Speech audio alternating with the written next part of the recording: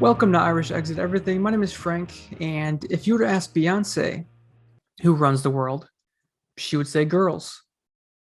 And I wish that were true because maybe then everyone would actually have bodily autonomy. But the word of the day is control. And the Supreme Court decision to overturn Roe v. Wade is all about control, controlling women, controlling anyone who can get pregnant and give birth. Why? Because there's a lot of independence with the ability to choose when to have a child, right? Because that's a big financial responsibility that not all of us can afford. So when you take that choice away, you're forcing dependence, whether that's on your family, on a domestic partner who might be abusive, on the very limited public services that the government provides, which are very insufficient enough as it is because we'd rather invest in the military. Because the capitalist system doesn't care about the unpaid domestic work of raising a family. That's what it always comes down to. Labor. A capitalist system needs a labor force to make profits for the ruling class, the wealthy few at the top. And so by forcing you to have a child, they're forcing you to be dependent on a job so you can provide for the child yourself or be dependent on someone who can work. And that's why I'll fight for abortion rights because folks should have some semblance of the ability to choose what's best for them as much as they can choose to in a global capitalist system. And it's funny, since Russia invaded Ukraine, I've been hearing a lot of commentary about a new world order. New world order. Now, there are certainly a lot of questions around the war in Ukraine, like what the hell is Putin thinking? Is he trying to bring back the Soviet Union? Is Russia and China going to team up and bring about this new world order? And I feel like we need to make a few things clear. First, nobody knows what the hell Putin is thinking. He's a sociopath, but the atrocities he's committing is not unique to just him because he's a capitalist, he's an authoritarian imperialist. And it's for that reason that he's not trying to bring back the Soviet Union. Love it or hate it, the Soviet Union wasn't capitalist. It wasn't communist like the capitalists want you to believe, but it wasn't capitalist. So, if anything, as a capitalist, Putin is trying to bring back the czarist Russian Empire from before the Russian Revolution. And if you have no idea what I'm talking about, look into the history of the Russian Revolution. Now, are China and Russia trying to bring about this new world order? Well, that's really a question of who's going to be at the center of the global capitalist system, which kind of makes it sound like a reality show, like who will be the new top capitalist? Tune in next time to find out.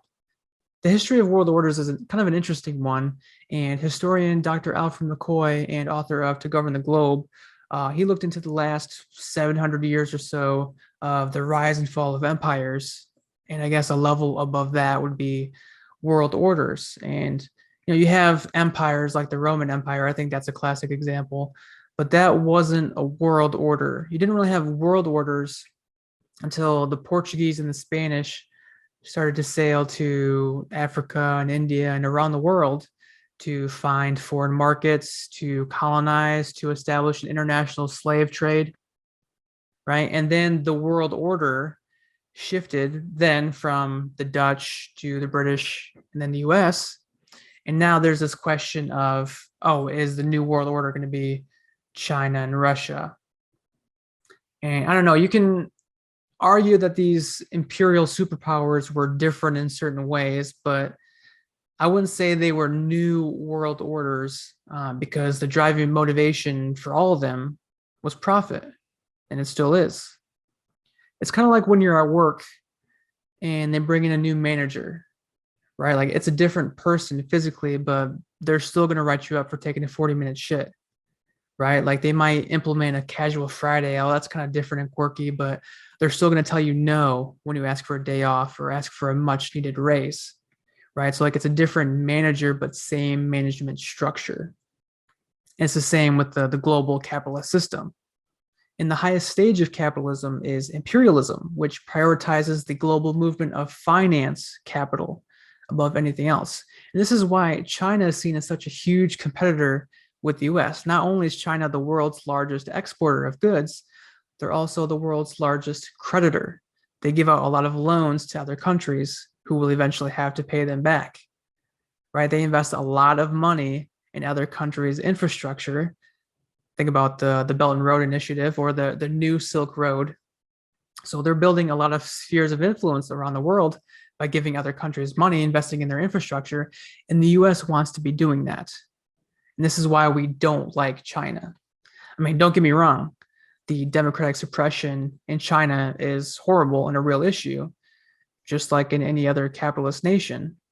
But I'm not sure the US actually cares about that. They more so care about where they can make a profit. The concept of borders, and I've talked about this before, is a really contradictory thing because borders cease to matter when you're looking for a profit, right? Wherever there's markets, you don't really care if there's a border or not.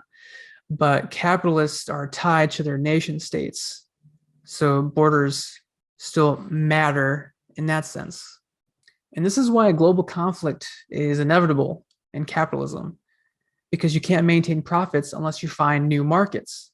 So you have to expand across the globe, but your competitors in other countries are doing the same thing. And this is why you end up with free trade agreements like NAFTA, which is really a joke because think about how militarized our borders are, especially at the southern border.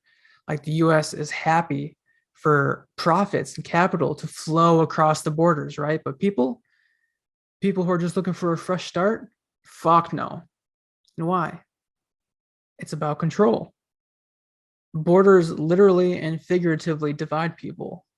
So a government can say, you on that side over there, you're not welcome over here unless you want to work for practically nothing in really shitty conditions. Come on over, but don't expect citizenship and all the benefits that come with that. You still belong over there. And then they use the term illegal immigrants as a scapegoat for the inequalities between the ruling class and the working class. It's a sick game, and the objective of the game is control. Surprisingly, Biden is thinking about rolling back Title 42 on May 23rd, which was a Trump era order that turned away asylum seekers at the US-Mexico border for the sake of public health during the pandemic, which we all know wasn't actually about public health. But this would be one small positive step to end Title 42. But of course, the Republicans are giving Biden shit for this move. So we have to pressure the Biden administration to roll back Title 42. And then after that, ease as many immigration restrictions as possible. Because not only is it the humane thing to do, but we actually depend on migrant workers to function. And we really have to question, does a government really have the power to restrict who crosses their border, especially when we're on stolen land? But right now, that's just the way of the world under a capitalist system. So as I'm hearing these discussions about a new world order, really the only thing new about it is who might be at the center of it. And as the global superpowers are fighting each other to be at the center of it, working class people are building their own centers of power, their own pockets of resistance, with labor unions, with worker co-ops, with social movements. Shout out to the Amazon Labor Union and Starbucks Workers United because they're reminding us of working class power. And the ruling class knows the power of organized working class people. So they try to absorb any momentum that working class people are trying to make. We've seen this with the labor movement. Labor unions were huge in the 1900s. I think at its peak, 35% of the workforce in the US was unionized. And now it's down to like 10%. And we see companies spend millions of dollars on union busting, like in Starbucks. Howard Schultz is like trying to offer pay raises to stores that aren't unionizing. We've also seen this with the civil rights and other social movements, a lot of power in the 50s, 60s, 70s. And now we're seeing voter suppression and other democratic and human rights under attack.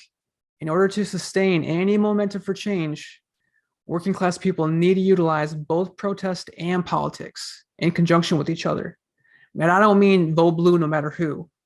I'm talking about voting for politicians who are going to respond to the building pressure of more and more protests. But we got to do both protest and politics. We got to resist all methods of control, whether it's an attempt to control our bodies or our borders. Organize, protest, mutual aid, because our power comes from mobilizing with each other. Thanks for listening, and I'll hope you join me next time.